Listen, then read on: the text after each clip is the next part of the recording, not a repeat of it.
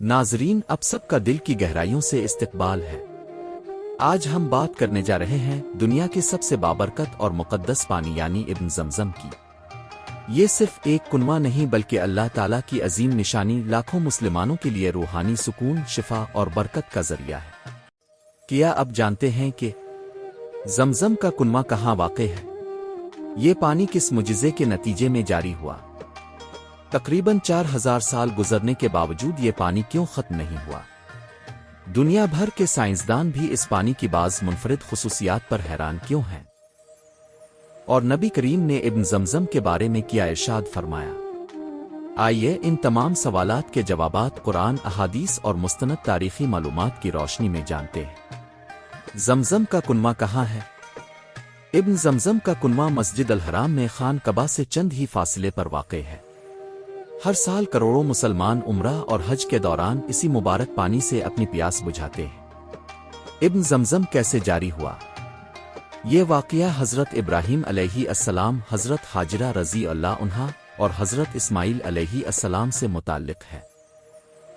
جب حضرت ابراہیم علیہ السلام اللہ تعالیٰ کے حکم سے اپنی اہلیہ حضرت حاجرہ اور ننھے اسماعیل علیہ السلام کو مکہ کی بے آب و گیا وادی میں چھوڑ کر گئے تو کچھ دیر بعد پانی ختم ہو گیا۔ حضرت حاجرہ رضی اللہ عنہا اپنے بچے کی پیاس دیکھ کر صفا اور مروہ پہاڑیوں کے درمیان 7 مرتبہ دوڑیں لیکن پانی نہ ملا۔ اسی دوران اللہ تعالیٰ نے حضرت جبرائیل علیہ السلام کو بھیجا، جنہوں نے اللہ کے حکم سے زمین پر ضرب لگائی اور وہاں سے پانی کا چشمہ پھوٹ پڑا۔ یہی چشمہ آج ابن زمزم کے نام سے پوری دنیا میں مشہور ہے۔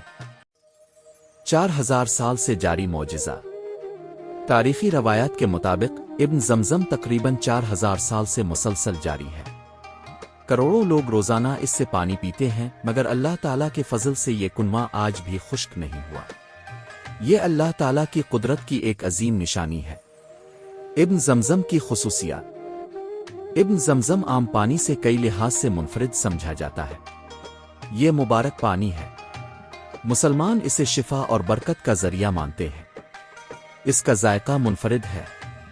لاکھوں افراد روزانہ اسے استعمال کرتے ہیں۔ حج اور عمرہ کے دوران دنیا بھر میں یہی پانی تقسیم کیا جاتا ہے۔ نبی کریم کی حدیث۔